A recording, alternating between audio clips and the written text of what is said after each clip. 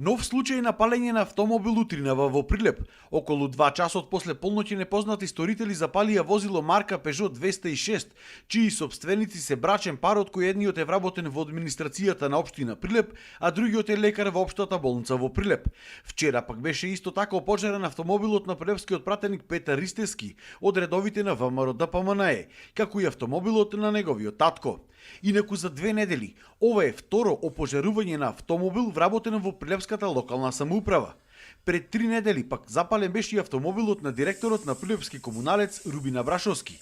За еден месец во Прилеп се запалени 5 возила.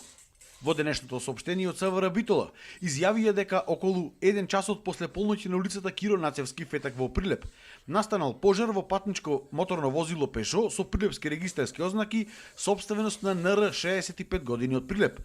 Пожарот бил изгаснат од страна на пожарникарите, а повредени лица немало. Увид извршила увидна екипа на ОВАР Прилеп, а моментално се работело на расчистување на случајот.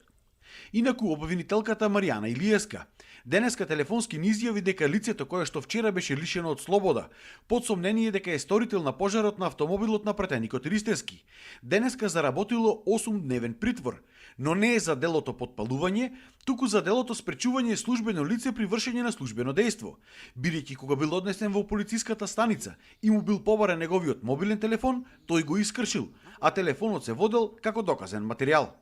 Вчера пак околу 23 часот е лишено слобода уште едно лице, за кое се има сомнение дека можеби има информации со запалувањето на автомобилот на пратеникот Ристевски.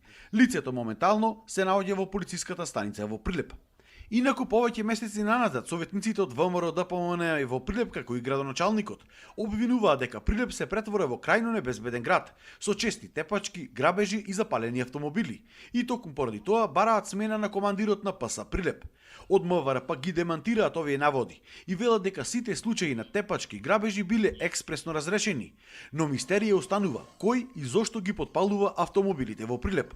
Од општина Прилеп денеска преку соопштение повторно побараа подитно да се стави крај на ваквите немили сцени, кои влеваат страф и несигурност кај граѓаните, а од МВР и ОВАР Прилеп побараа да понесат одговорност и да се најди начин да се превенира во зачувување на редот и мирот во градот.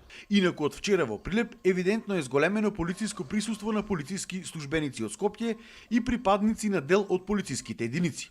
Во текот на денот се очекуваат повеќе информации за овие настани, но и реакции на органите.